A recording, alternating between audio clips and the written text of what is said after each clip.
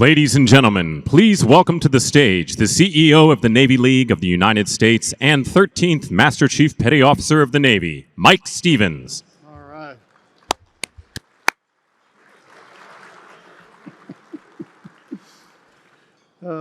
Who doesn't love a good applause, right?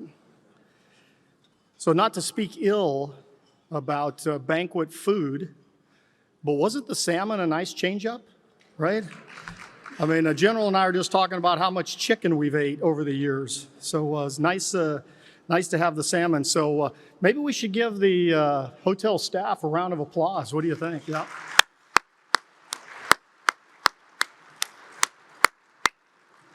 Hard work.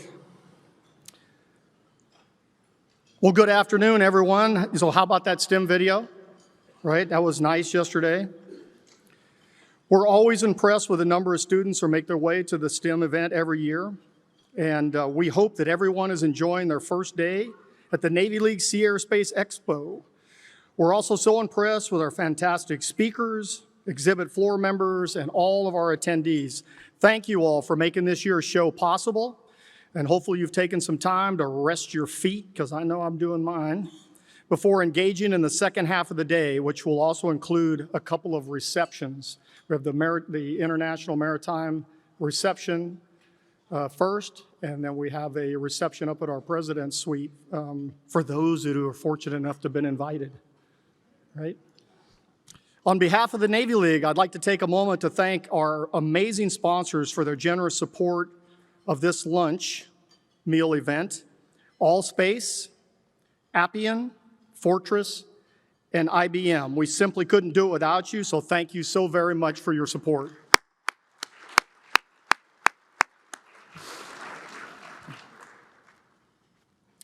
I'd like to take just a moment to recognize a few special guests that we have in the audience. So the Navy League's national president is, so the term national president is the chairman of the board of the Navy League of the United States. They serve a 2-year tour. It's all volunteer.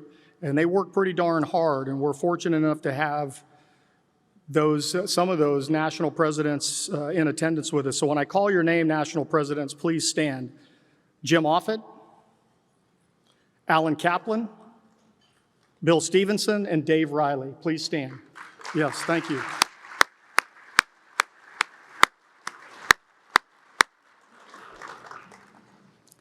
And next year, I'll be on my 5th national president, so I'm looking forward to that, right? It's now my pleasure to welcome back to our stage the Navy League's new, well, I don't want to say he's new, he's been in the job about a year now, national president, Mr. Chris Townsend, call sign Townie, who will introduce our luncheon moderator. He's down there. Townie, you please join me at the stage. Thank you very much. I think Mike just said he's ready to get rid of me. And thanks, Mike, for putting me on report for all the people I didn't invite tonight. Anyway, it's such an honor to serve as the Navy League's 52nd national president and to represent our over 30,000 members, Navy League members across the globe. I'm thrilled to be here with you today. I, too, would like to thank our sponsors and attendees for joining us for this next event. If you'll give me a minute and indulge me for just a second, could I get all of the Navy League members, if you're a current Navy League member, please stand. Thank you. And for all of you that are not standing, join the Navy League. Thank you. Now it gives me great pleasure to introduce today's moderator. Brent Sadler spent 27 years as a nuclear-trained submarine officer and foreign area officer with extensive Asia-Pacific operational and diplomatic experience. Following his Navy career, Brent joined the Heritage Foundation. His focus is on maritime security and the technology shaping our future maritime forces, especially the Navy. He's the author of the recent book, U.S. Naval Power in the 21st Century, and frequent contributor to numerous outlets and news media.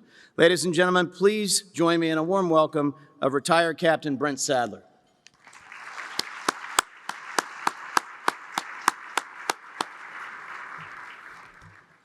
It's all you, sir. All right, thank you very much. Well, thank you all. I'm the lunchtime entertainment, so please enjoy the remains of your lunch. I'm going to do a quick, brief introduction of our speakers, and then I'm going to ask both admirals to join me on the stage here in just a second. A little bit of a precursor, kind of a scene setter about what our discussion will be. As the old saying goes, be thankful that you live in interesting times. And I think one only has to look around the last few weeks, certainly since October 7th, that we are living in some very interesting times. Some might even say chaotic times. And given that dynamic nature of today's world, navies have been instrumental. They will continue to be instrumental because the nature of their mobility and the ability to tailor their response has been able to keep our adversaries on edge. But the question really for us today in the panel that we'll be diving in a little bit more deeply is, can we continue that? And what do we need to do to keep doing that?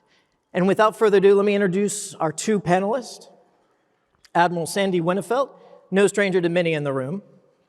But let me highlight a few aspects of his career that are germane to this discussion today. First, as today's great power competition was unfolding, actually, his last assignment as active duty was the vice chairman of the Joint Staff from 2011 to 2015. Prior to this, he served as the vice chief of naval operations and has had command in the United States Northern Command, Northern NORAD, and decorated Tomcat pilot. Since retiring from active duty, the Admiral has remained active, frequently publishing articles that range from mine warfare to carrier operations. He is also a distinguished professor at the Sam Nunn School of International Affairs at Georgia Tech, a senior non-resident fellow at the Kennedy School Government at Harvard University, and he serves on numerous boards, advising many in business to how to deal with this chaotic times that we're in today. Now, my second panelist will bring the operator's perspective, and he is in the midst of this chaos. And that's Admiral James Kilby, a native of Pound Ridge, New York, an '86 graduate of the U.S. Naval Academy, commanded at all levels. One of which I would like to highlight is on the USS Monterey on its first and early ballistic missile defense operations. So more to follow on that. But also his role as N9 and looking at shaping and developing the future capabilities the Navy needs. But in his current role as the 43rd Vice Chief of Naval Operations, he is also uniquely placed to take the threats that we see today, looking forward and making sure that our Navy, your Navy, remains ready. Without further ado, gentlemen, would you please join me on the stage?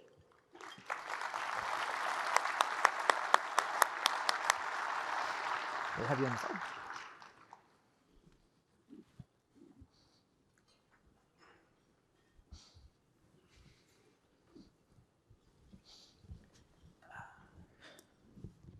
So, Admirals, we'll give you a few minutes to provide opening comments. And also for those of you in the audience, we will have a chance to have questions. There'll be some microphones out in the audience. Please, as we go through, be thinking about what kind of pointed questions that you would like to make. And I will call you out later on after we've gone through a few moderated discussion points. And so without further ado, I'd like to turn the floor over to you first, Admiral Winnefeld, and provide some prepared comments. Sure, thank you, Brent. I hope everybody can hear the microphone. If not, I'll yell. First, I want to say what a pleasure it is to me to be on the same stage as my friend Jim Kilby. Having been the executive assistant to a vice chief of naval operations, I know exactly what he's going through every day. And trust me, it's not all roses. It's not that much fun. And having been the vice chairman, I know what it's like to be number two. So thanks for your great service. And I would use that as a segue into, I have to say that the current crop of senior leaders we have in the Navy and the Marine Corps and the Coast Guard are some of the most impressive group that I've seen yet. These people are dedicated, skilled. They're working in a terribly difficult environment in Washington and in geopolitics in the world. And we owe them a real debt of thanks. Especially what I like about these guys and gals is that they do the first job of a leader really well, which is facing reality and challenging all the assumptions and teaching their people to challenge all the assumptions. And I would say that in our current situation in the maritime services, we have a lot of assumptions we need to be challenging, particularly in the Western Pacific. And I want to talk a little bit about that. And I'll do it in the context of sort of a familiar strategic structure of ends, ways, and means, but also the environment in which we live, which a lot of people tend to overlook.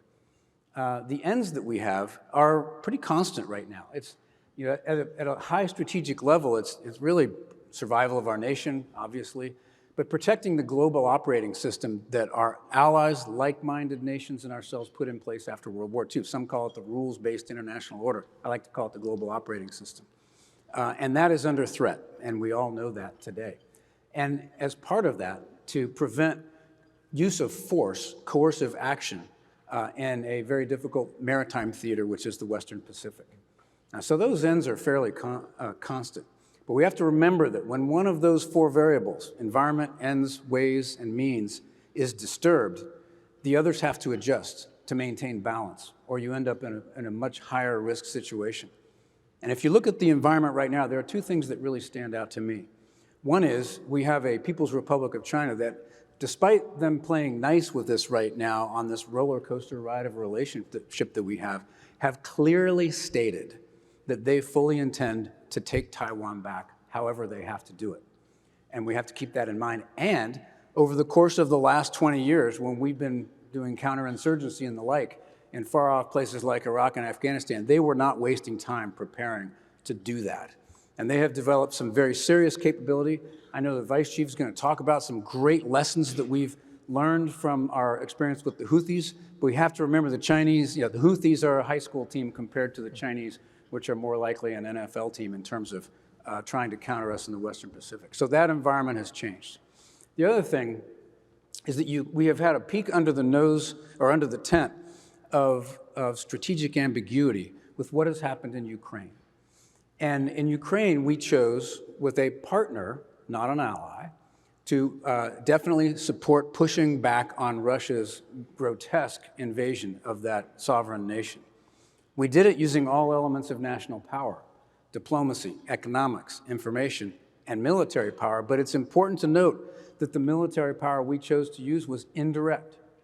Not only did we not use U.S. forces striking Russian forces on Russian territory, we're not striking them on Ukrainian territory. Why? Because it's very difficult for any president to reach across and do something like that against a nuclear-armed power in a modern age. And we have to remember that as we move into the future. So if the ends are the same and the environment has deteriorated, then ways or means has to account for that, or we end up in a risky situation. So let's look at ways. What are our current ways in the Western Pacific? It's our classic American way of war: overmatch the enemy, fighting the way we want to fight. And right now, that's working. We are, not only is China not in a position where they would do anything for other reasons, economic reasons and the like, 8 things actually that I watch at a given time to see if they're about to go, but our U.S. military, our Marine Corps, our Navy, our Coast Guard, our other services are actively deterring them and doing a good job. And thanks to the efforts of people in this room, getting a little better at it each and every day. But we have to keep in mind that those two things in the environment are continuing to nibble away at us. China continues to invest faster than we are in that region in terms of military power. And we have to keep in mind that we aren't certain where strategic ambiguity is going to go. It's entirely possible that we will fight that fight much like we fight the fight in Ukraine. So what's left? If your ways are deteriorating a little bit also, it's means. And the natural tendency for me, when I was in uniform, and others, is to lunge for, I got to have more and better stuff, which is what people in this room provide. But if you look at reality there, one, look at the budget that we just submitted, a 1% increase in the top line, which in fact is probably about a 3 or 4% decrease if you look at it. That's well known. So the money's not there. We all are familiar with the challenges that we have in the industrial base in this country, particularly for shipbuilding. Vice Chief has to fight that every single day. Even if we could build the ships that we wanted to build, we would have trouble maintaining them all if we built, a huge number. And then manning has been a challenge for us recently. So it's entirely possible that the means that we want to apply to this problem, if that's our answer, are not going to be there. So we can complain about that, or we can, hope that it's going to get better, but complaining and hope has never been a strategy in my book. And so it's interesting to turn back to ways. And I've stated very clearly that while we still are in this moment when we're deteriorating China successfully, we need to start thinking about the future and perhaps a plan B. And to me, plan B involves much like Ukraine, a whole-of-nation approach, not just a military-on-military approach, which involves diplomacy, economics, information, and of course the military. And how you apply a military in that context against what I believe is the real center of gravity for China, which is not necessarily their military, it's their leadership and what they wake up in the morning and fear every day more than anything else. What any autocratic nation fears, and that's its own people. And if you can leverage that against them using those 4 elements of power and more elements of power as well, then you've got the potential for actually deterring the kind of action that we're trying to deter against the global operating system and against partners like Taiwan and allies like Korea and Japan and Australia and the Western Pacific. How we get at that, we might talk about in a little bit because there's some pretty interesting ideas, but what does that Navy and Marine Corps and Coast Guard look like? How does it train? How is it manned? It's a very, very interesting question that we should all be pondering, and I'm grateful we have the leadership in our Navy now who is willing to face reality and challenge those assumptions, because one of my favorite historians of all time, Liddell Hart, said the only thing harder than getting a new idea into the military mind is getting an old idea out. With that, I'll turn it back. Thank you very much, Admiral. Admiral Kilby, over to you for some opening comments. It's great to be here today with all of you, and I echo a super honor to sit on the stage with you, Brent, and you, Admiral Winnefeld. A couple things. If you heard the CNO speak a couple times today, she talked about her priorities, which were rolled out in January. They are warfighting, warfighters, and foundation. And I really like the simplicity of that. And there's a lot to that unpack in what Admiral Winnefeld laid out here for us. But first off, Ukraine and the Red Sea. So I think we're going to talk about the Red Sea a little bit. I think there's some opportunity there for us and some things to look at that we've done differently over the past decade to put us in a position where we could have the success that we're having today.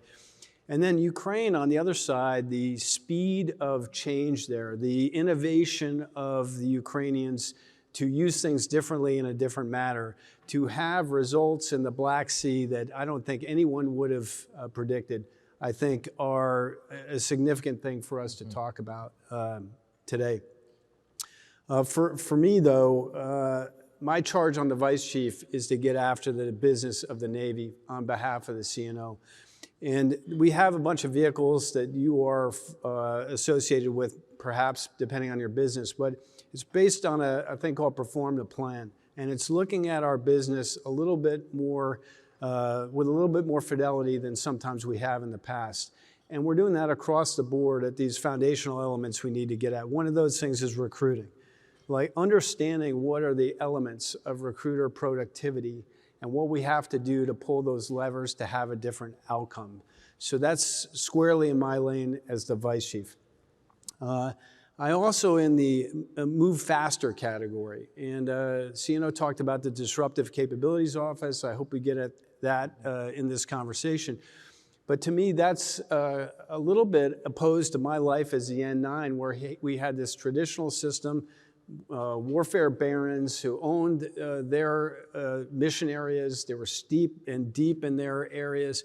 And the only thing harder for a new idea in the Pentagon was fighting against a program that existed. Because if you're a challenge to my program, you must die as a virtue of that fact, because my program must live. And so shortening that, closing down on that, and tightening up on that loop is what the Disruptive Capabilities Office is all about. And I hope we get to talk about that a little bit also. But innovation in the way we think, do, and act, and creating better problem solvers is an element of Navy culture that I'm trying to influence across 21 communities in our Navy to try to drive down deeply that understanding and that rigor when they approach problem solving. So I think we'll talk about all those elements, but those kind of trends I think are key in improving our readiness, improving our innovation, being better problem solvers, and understanding how our culture is adapting to that. We'll get after America's warfighting Navy. So with that, I think I'm ready for the discussion. Yes, sir. You're first up. So Okay. Red Sea, and based on your experience, at Command at Sea, and looking at how long the Navy's been operating and pushing back against the Houthis, both in the expenditure of munitions most notably, the Navy seemed to perform pretty well. And I think I'd be interested from your perspective why that was, and more importantly, how we're going to take what we're learning today and double down on what's working and get ready for the next fight. Okay, a couple of elements there. I need to wind the clock back because it wasn't magic that we got here. We had an introspective moment in the surface community in the 2016-17 timeframe when we had 2 DDGs that were operating not too far from that. And we didn't have our Aegis system set up correctly, specifically the spy radar. So there's a lot of wrong ways to set up the Aegis system. There's a few right ways to do it. And that was shortly after we stood up the Navy Surface and Mine Warfighting Development Center, which was based on the model of what at that time was NSOC that became Nautic. And understanding your business, understanding and investing in your lieutenants to become good, excellent tacticians and doctrine writers was an area we went after. So John Wade relieved me as the SMITIC commander, and he went after this problem and did some analysis and understood where we're at and went about teaching how to set up and optimize your system. So credit goes to him and SMITIC for that. But I really want to pull on this Warfighting Development Center piece because it's not a warfare center. We have naval surface warfare centers and warfare centers in our aviation domain, which are S&T and readiness generators of scientists and big understanding of how to make our system better. And then we have warfighting development centers, which are initially schools that create these tactical Jedis, I call them, that go out to important billets in our Navy to train and develop doctrine. And they cross-pollinate at a level that they haven't in the past. We've got surface warfare officers that are assigned to Fallon, Nevada, which is used to be just Tomahawkers because it was Strike and SOC, Naval Strike and Air Warfare Center, now is Nautic. So we've got all kinds of surface warfare officers stationed there to work across the aviation enterprise, and similarly we've got aviators that are assisting the surface and mine warfighting development centers. So that ecosystem existed. And in fact, some of the folks manning those ships in the Red Sea were warfare tactics instructors. If you've seen the video, our force generation system is world class. I know of no other nation that can match us in force generation.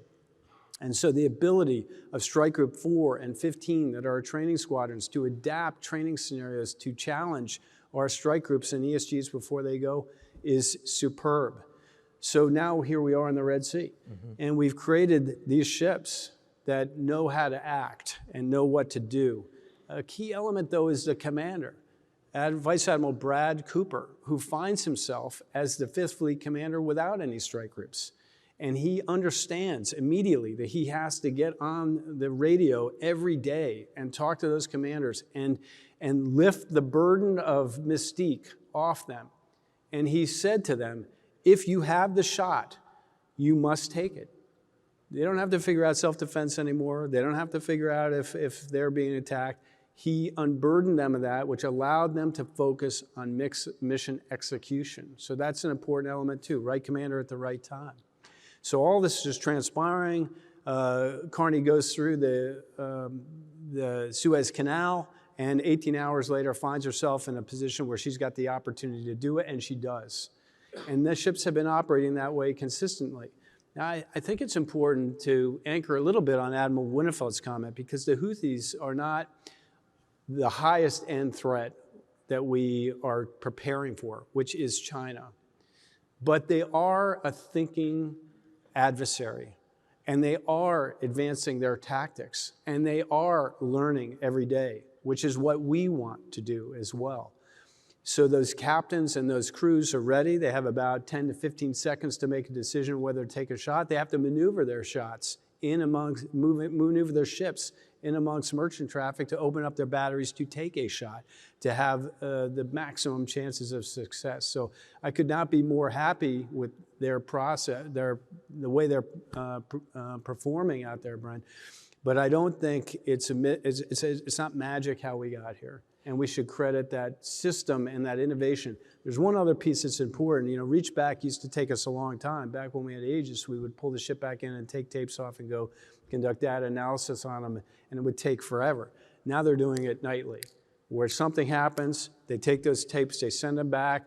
Industry, Lockheed Martin in this case specifically with SMITIC, are analyzing those tapes to understand how the Aegis system performed, and then feeding that back to operators so that we're getting almost instantaneous feedback to those crews on how to fight. So thanks for that, Admiral. But I kind of want to shift it over.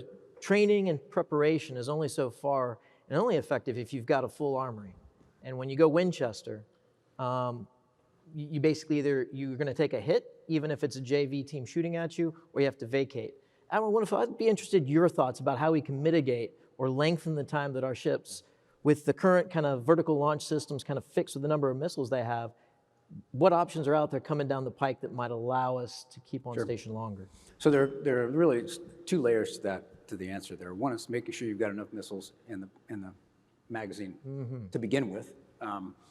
And there are a couple of things there that would be nice. We've got to have a Congress that knows how to pass a budget. Everybody out here is a CFO, right? If your CFO didn't come up with a budget on time, he or she would be gone the next day, right? Just saying. And the other thing is to try to get out of this minimum sustaining rate or temporary pause of weapons buys, which I admit that Bob Work and I failed to master in our time in power in the 2014-2015 timeframe. But the Stinger weapon is a really good example there, where we quit buying it for a while, and then when Ukraine happened, the department turns and says, hey, you got to start building these things really fast again. It's like, well, the grandmothers, literally grandmothers in Tucson who used to put these things together have all gone home. And the little parts that they were manipulating, these little tiny seeker heads, those are all, they're obsolescent now. So instead of telling us, hey, build the same thing but with modern pieces, the answer is, well, let's build an even better Stinger, which now you enter up into this cycle of, requirements, and competition, acquisition, prototypes, testing, and the whole thing. And 9 years later, you have a new Stinger weapon. We've got to break those cycles. But the other thing is, it's nice to be able to think about having weapons that don't require magazines. And to that, I'm obviously alluding to directed energy. A lot of people sort of lunge for lasers when they think that. And lasers are really nice for in-close things against drones, but power's a problem, cooling's a problem, weather is a problem with lasers. You have to have dwell time, so you can only hit one target at a time. I think more in terms in directed energy of high-powered microwaves, and I'm not talking about the low-power solid-state high-powered microwaves, which work against UAVs just fine. I'm talking about ultra-high-power microwaves, often which might require a traveling wave tube, but they come up with a terawatt of power in a nanosecond, and using a little diesel generator can pump that out every 5 seconds. That really starts to add a layer to your missile defense capability that is very complementary, and the only magazine it requires is a little generator to run it. And if you can combine those two, you actually do have the chance in an environment where right now, against that varsity threat, it's going to be tough for ourselves to defend our ships out there. You might actually have a chance of flipping the advantage back to the defense if you're able to successfully employ directed energy. I would just say, and I've mentioned this to the Vice Chief, don't put it on a DDG. It's going to take a decade to do. Put it on an LCS or a USV tomorrow, and you'll have it. So I want to press on that a little bit. There's new technologies like hypersonics. Yep. How do we train and prepare to make sure that these new capabilities are going to be effective? And is there anything out there that might help the Navy get better at that? Sure. All of our crews deploying out to Westpac now and actually living out there have never actually seen a hypersonic threat live on their radar, much less having had a chance to shoot at it. So we really do need to develop the capability to at least expose our wonderful aviators and surface warriors to that threat. And one way of doing it, recently Stratolaunch just launched the Talon A vehicle, which was their first hypersonic. It was high subsonic by intention. It'll be hypersonic here this fall. That's reusable. It lands at Vandenberg Air Force Base. It could be deployed out to Western Pacific. And now, before every ship deploys out to Westpac, they can actually see what it's like to try to target a hypersonic cruise missile. I'm working with Admiral Boyle on that. I think it's a really interesting opportunity we ought to seize. No, thank you for that. I want to come back to you and get a chance to dig a little deeper on the Disruptive Capabilities Office, but we've already touched on the industrial base issue, and that's a mass question. Being able to put out the munitions, the ships, at the speed that they are actually viable, and to changing the calculus in, say, Beijing and Moscow. Can you give us a little bit more detail, maybe even echo back on your experience at N9, and tell us how the Disruptive Capabilities Office is going to help Navy break out of this current kind of dynamic that we're in with an industrial competition, a race with the Chinese? Okay, sure, I'll try to do that. I think I won't get into specifics about what we're working on now, but suffice it to say, my experience on the 9 was there was often an air gap between what the program manager was developing because he or she was working on a model of cost, schedule, performance, deliver capability. Oftentimes training got put aside and potentially not delivered or delivered at the back end. The Disruptive Capabilities Office is meant to look across the whole .mil/PF spectrum and understand what can be brought to bear quickly, and to put that together in a test environment, test it, and have some confidence in it before we go after it. So I think that's promise. That is different behavior than we're used to doing it. And it's basically capability focused. What can I do? Vice what does my requirements say? So Task Force 59 allowed Admiral Cooper to put together a bunch of things because he was asset poor and he didn't have any ships, so he had to kludge together this unmanned network of things to produce maritime domain awareness. Jim Aiken took the same model and is replicating that in his AOR as 4th Fleet Commander. And Admiral Paparo and his successor, his predecessor, Admiral Aquilino, did it in integrated battle problems in the Pacific. So using all these things as ways to produce some capability now versus the perfect thing in the future is definitely an area that we haven't lived in before. And as the N9 for directed energy, I focused in the 500 kilowatts to 1 megawatt because I was trying to knock down an anti-ship cruise missile and totally missed the opportunity space of unmanned area vehicles, which we now find ourselves beset behind. So I think having a more expansive look at things, producing a capability quicker, and understanding if that's scalable is the space that Disruptive Capabilities Office is supposed to work in. And they answer to the Assistant Secretary of the Navy for Research and Development and Acquisition and the Vice Chief. So there's a leadership structure there, which is not a separation of church and state. Right. Well, before I get into the last phase of this moderated panel, I want to give the warning order out to the audience that if you've got questions, after this next exchange, I'll be looking out there to see where the microphones are and to call on the questions from the audience to open it up more broadly. But this last phase of the questions, gentlemen, I want to shift to what some are calling a new Cold War that we find ourselves in, notably with China. But it's not only China. It's not a bipolar world. It's a multipolar world that this new Cold War is playing out in. And I'll start with you, Admiral Kilby. You know, looking at the Chief of Naval Operations, kind of laying out a navigational plan, can you give us a little recap and kind of put in that context? What are the most important elements that we get right today with regards to this new Cold War with China? I'll try to do that, Brent. First off, I can't ignore today, right? So I have to produce a ready Navy.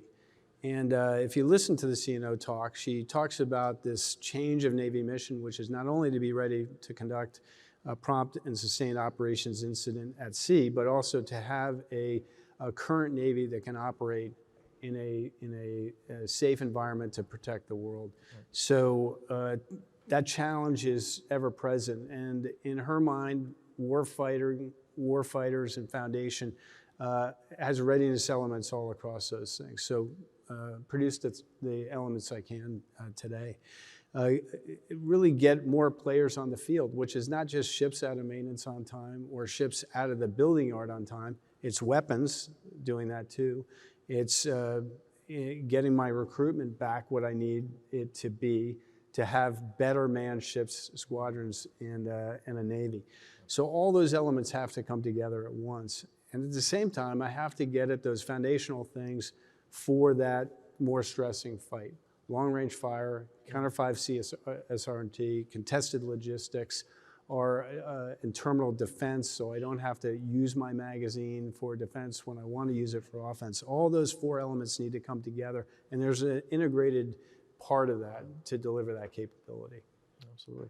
Admiral Winfield, your thoughts about where our hand is weakest in this new Cold War and what Navy needs to do better or thinking more creatively?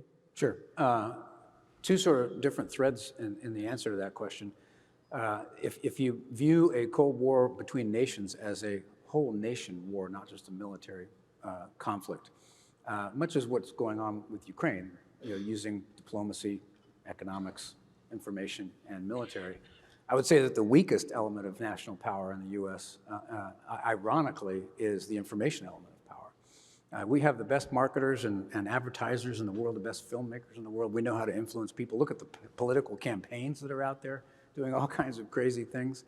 But we really tend not to exercise that on the global stage. The best we really do is to try to project, understandably, a positive view of the role of America in the world, among our allies and the global South and all of that. But we're not very good at defending ourselves against misinformation that's put out there against us. Those are 2 elements of the defensive side. And on the offensive side, we're really not very good at all about pointing out to the rest of the world the terrible behavior of people like Vladimir Putin and Xi Jinping and the like. We're just not very adept at that. And I won't even get into the black world of information operations where, who knows where we are there, right? But that is the weakest element of power. I would say that the one glimmer that we saw during the Ukraine conflict was the fairly skillful release of classified information to really expose what Vladimir Putin's intent and motives and thinking was, which if you talk to any diplomat or senior military official overseas will tell you that made a decisive difference in keeping allies and partners on board. So we have shown that we can be good at it, but we have much more work to do on the information side. On the Navy side, and Marine Corps and Coast Guard, really the maritime side, if you think of this as maybe we aren't going to be allowed to go into the hot zone and fight this fight in the hot zone, who knows, then it turns into more of a Mahanian approach. We all in the Navy worship at the altar of Alfred Thayer Mahan and Julian Corbett. But in fact, Mahan said, you can only really use the Navy to influence events ashore in support of another military force if you have control of that environment. And there's a good chance that we may not have total control of that environment. So it may fall back to the Mahanian thing of protect your own commerce while holding at risk the other guy's commerce. And when you look at what the Chinese leadership fear the most, again, it's their own people. And the element of that they fear the most is their economy.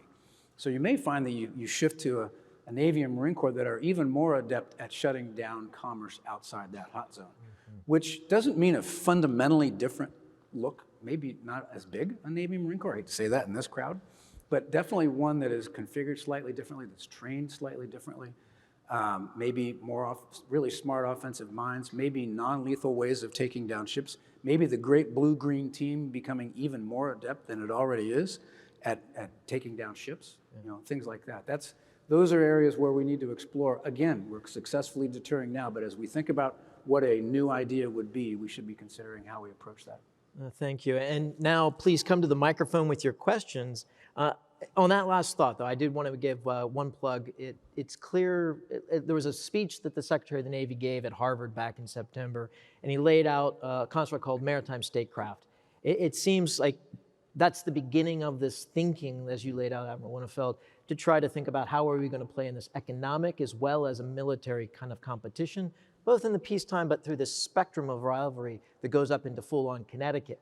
And it's not clear yet, to me and many others, that we have quite figured out how to actualize or operationalize this. So, but enough with that, enough of me talking. Let me see if we've got questions in the audience. There's one right there, Rick. Oh, yes, sir.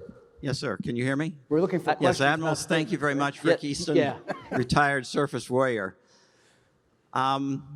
So great discussion, and obviously a lot of things going on. I just wish I had Woody's in my day on active duty. But as we look at the SHLOCs we have, the sustainment, I know that ASNRDA has stood up over the last few years a Wartime Acquisition and Sustainment Office. I think we have a lot of challenges with MSC and MARAD from the point of view of sustaining that logistics fight. What are your concerns? What do you see as the key risks to that? And then the other complicating piece, of course, is the defense industrial base, maritime industrial base, the workforce to actually produce a lot of those things that we need in order to keep those magazines full. Well, just a little bit more tactical answer, Rick. I think we need to be much more adept at rearming, refueling, and sustaining our ships at sea. The classic model of I can pull them out of the Red Sea and send them to Suda Bay is not going to work. Admiral Cooper, again, was very thoughtful and working on solutions within his own theater. So that's a kind of tactical piece of that. The sustainment piece, I think Admiral Winnefeld got at. You know, guilty as charged as a former resource sponsor for funding the minimum sustaining rate because I had nowhere else to go, I thought, for funding. But I can't do that anymore, and we've got to look at ways to reinsert our missiles faster and have a magazine that's full that allows me to react more quickly to these events. So there's a whole industrial base beneath that. So many of you are in the room that supports the generation of those munitions beyond that MSR rate, and that doesn't happen overnight. So we've got to get smarter about that, and I know Jay Stephanie is right here, Erica Plath, others have been working at that for some time, but it's not going to happen immediately. We did invest a lot of money in the 25 budget in the submarine industrial base, which is to get at those fundamental things to produce ultimately a Columbia submarine and 2.33 Virginia-class submarines in 26. Much to the chagrin of the budget, who people wanted to see another submarine in there. But when you've got a cap, we're trying to invest in a meaningful way to have a different outcome. I guess that is my fairly tight answer on that. Sir, do you any comments? No. Okay. All right. Thank you, sir. Yeah. Next question. I think everyone's like gravitating into this one microphone over here. Good afternoon. Thank you, sirs, for being here. Mark Fideli, Chorus. Our software provides program managers with tools to provide insights of various, sort of cost, schedule, performance things. And so when we mention, and this is a common concept of the warfare barons or the program managers are so hinged on cost, schedule, performance that it's typical that they're not the sources of innovation. Maybe they're the antibodies. Maybe they're just constrained. So if we press on that, get better, get real, get better. If we look at ways that maybe you pick up the phone and do a conference call, like simple things like, hey, or is it bringing in external data that they're not looking at to have the risk picture that you see be shared across those programs so that some different kinds of trade-offs can happen, different kind of discussion. And maybe it is the information space. Maybe we're not as good at getting them that information. But really, it's become such a joke almost that we need to maybe press on that question. What can PMs do to accelerate innovation, to leverage what's coming out of DCO? We know the incentives are to not, but in all seriousness, we're at a varsity level of the game. What might be able to be done now that hasn't been able to work in the past? Thank you. I don't know that there was a question there, but I appreciate the comment. I do think we can do better there, and I do think we can go faster. On the floor between speakers, I was down at the NRL booth where they talked about being able to update the Slick 32 Victor 6 library much faster than we previously had in the past. Great that they got to it before we had taken a hit, but that innovation would be welcome to me in the Pentagon to understand that potential. And opening that conversation broader, I'm all for. Thank you. So we'll go over to the other side over here. Ladies and gentlemen, we have time for one more question. Oops. Hi, this is Steve Moretto from Department of the Navy. One of the president's advisors, Juan Vitale, was in charge of a program called Project Pele, which could put 10 megawatts of power into a shipping container. He also mentioned that we had a nuclear airplane design in the 60s that was only constrained by the weight. And it seems like both of those, all of the obstacles of having a nuclear airplane that could power directed energy and solve a lot of our problems. What are the sort of plans? Are there any POM or programs aimed at getting that capability out there within, say, next 10 years? Well, I know of no plan to produce a nuclear airplane in the United States Navy anyway. I do know that we have, Admiral Gilday started this thing called the Navigation Plan, and from that we created a thing called the Navigation Implementation Plan Framework. Some of those things he got after in that for us to organize beyond where we lived in our resource sponsorship. Long-range fires requires multiple resource sponsors to work together to consummate that. Counter 5 CSRT is an area which requires multiple resource sponsors to get at. Terminal defense is an area which could use high-powered microwave, lasers, electronic warfare, and other things to build confidence in the captain to defend his ship, his or her ship, without using an SM-6 or an SM-2 missile. So those founding efforts to kind of transcend those resource sponsors are in effect.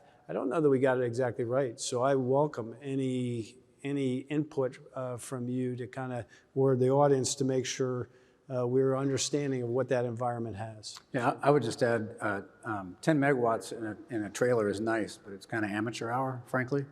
There's a system I think the Navy's been testing called Red Cat. This may have a new name that has been tested out at White Sands. This gets a terawatt in a container, and I can't get into any detail, but it's pretty darn successful. This is doable. It's a question of people believing in things you can't see. It doesn't go whoosh, you know. It doesn't go boom. It doesn't have a nice, cute laser going out. It's just a, and that's hard to believe in. It's a new idea. It's certainly worth a few shekels to go out and try to marinize something like this and see if we can make it work, because it could be very disruptive. And as I said, it won't take the place of kinetic missile defense, whether it's cruise missile or ballistic missile or hypersonics, but it will put a layer on top of that that actually offers the opportunity to flip the advantage, at least temporarily, back to the defense. So we ought to do a full court press on that, in my humble opinion, because no magazine required. So I have to apologize. I think we've kind of blown the time. The voice from the sky kind of keeping me honest. And again, I'm going to allow both Admiral Winterfeld and Admiral Kilby to give like a very brief kind of anything that we didn't touch on, like a 30-second recap. But again, I also want to thank the Navy League for the time for all of us to gather here over lunch and to have this discussion. I'm extremely honored to be allowed to be to join the stage with both you admirals today. But before we part, any final comments first? Yeah, the last thing, I don't think we touched on allies and partners. Many of them are here in this room. We should really be focused on that. I know the Indo-Pacific Commander and the Pacific Fleet Commander certainly is over the next couple of years to operate, which is operate with our allies that are from the EUCOM AOR, frankly. So welcome that. Develop plans and exercises and drive ourselves to operate more together. In my last job, I did that with the UK in some level of detail, and I think we've got some ways to go there, and I'm bullish on that in addition to everything we discussed. That's it for me, Brian. Thank you, Admiral. I just close by saying I think in terms of three sort of horizons of innovation. The first one being sort of incremental technical improvements, but still, you know, supporting our current warfighting concept. And people in this room are absolutely virtuosos at that, and we need to do it, and we do it very well. The second horizon is sort of more disruptive capabilities, but still in support of a current maybe warfighting concept, and those are things like stealth and precision-guided weapons and, you know, those sorts of things. It's the third horizon that we have to be starting to look forward to as we do what we're doing at the first two, and that is rethinking the entire concept. And I want to reiterate that I'm so optimistic about this Navy, Marine Corps, Coast Guard leadership team that they're actually able and willing to do just that. Well, thank you again, and I think that concludes our session today. Thank you, gentlemen, for your time, and thank you also, most importantly, the audience and the Navy League for your support. Hey, thanks.